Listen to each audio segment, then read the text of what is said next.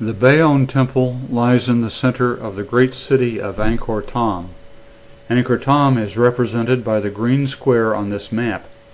The moat surrounding the city is 1.8 miles on each side. Each of the 5 entrances to the city had bridges lined with statues of demons on the right and gods on the left. The statues carry the 7-headed snake or serpent called Naga. This represents the Hindu story of creation called the churning of the Sea of Milk. The entrances to Angkor Thom are through triple towered gates. Note the face on the central tower. The same face is carved on all 4 sides of the tower and is a prelude to the faces on the towers of Bayon Temple. The face could be a representation of Laksvara, the Mahayana Buddhist ideal of compassion. The Bayon Temple is located in the center of Angkor Thom city. This temple has no individual moat, since there is a very large moat surrounding Angkor Thom.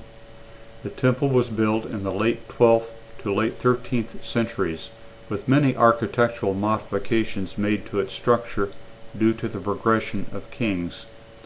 It is noted for its forest of towers and for its extensive bas-relief carvings. The carvings depict everyday life of the times, the only Angkor area temple carvings to do so. The carvings also portray wars between the Mers and the Chams and Hindu mythology. There are 3 levels in this temple, and the central tower is unusual because it is round. While touring Bayon, we met these ladies who are dressed as celestial dancers. The Elephant Terrace was built in the late 12th century with late 13th century additions. It is 300 meters long, the length of 3 football fields, and has carvings of elephants as well as Garudas, mythical birdmen, and lion-headed figures with their arms raised. This long terrace looks out over the royal square. In this picture you can see a 7-headed Naga and a lion guarding a stairway. The remarkable temple of Banteay Srei is located a little over 12 miles north of Angkor. The temple, called Citadel of Women or Citadel of Beauty, is well named since the red sandstone and its fine intricate carvings on the stone give it an unforgettable aura. In entering through these gates, the lintel blocks provide a preview of the temple's beauty itself. Banteay Srei is arranged in 3 concentric enclosures. The 3 tightly spaced towers or shrines are grouped with 2 libraries in the inner enclosure. The remains of a moat is located between the outer 2 enclosures. As we approach the left tower, we find statues of men with lion heads guarding the entrance. Statues of men with monkey heads guard the entrance to the central shrine. The statues are replicas. The original statues are in the National Museum in Phnom Penh. There are no creatures of this type in Hindu mythology, but lions often guard gates, and monkeys are guards for the Hindu god Shiva at Shiva's mountain home. As we leave this temple, note the beautiful carvings on the walls.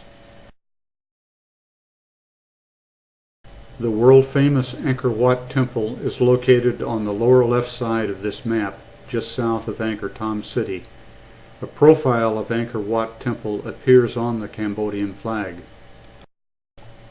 Since the main entrance to Angkor Wat is from the west, not from the east as in most temples, a wonderful time to visit Angkor Wat is at daybreak. Here one gets a magnificent reflection of the temple from a pool on the northwest side of the temple. Many tourists had the same idea. Angkor Wat was built in the early 12th century as a Hindu temple. The temple pyramid has 3 levels, with towers on each corner and a central tower on the top level. Thus Mount Meru, the home of the Hindu gods, is represented. A wide moat surrounds the temple. The total area, including the temple and the surrounding area, is almost 500 acres.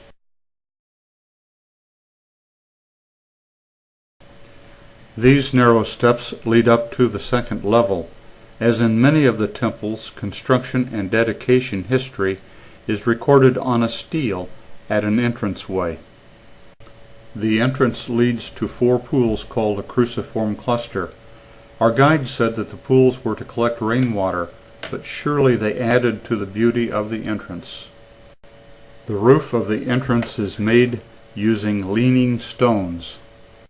There are almost 2,000 apsaras, or celestial dancers, at Angkor Wat. Here on the second level of Angkor Wat Pyramid, we can see a stairway to a corner tower on the upper or celestial level of the temple. The stairs are quite steep, like climbing a mountain, so the symbolism of Mount Meru is maintained.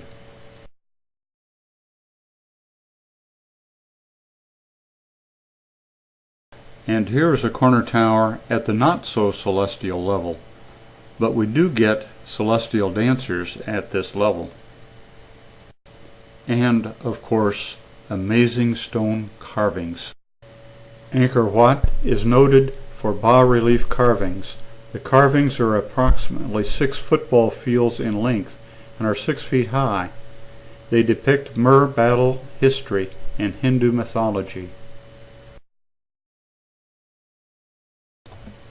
In the churning of the Sea of Milk, the gods and demons use the serpent Naga as a cord wound around Mount Mandara, which rises from the Sea of Milk. By pulling alternatively on the serpent, together they churn the primordial ocean in order to produce the elixir of immortality. Now, in broad daylight, one can observe and appreciate the extent and beauty of Angkor Wat. As one gets a final look, needed restoration effort is clearly visible, yet the beauty overshadows it. What wonderful handiwork and effort the Mers exhibited when this temple and over 100 others were built between the 7th century and the 14th century. None of the builders had engineering or architecture degrees.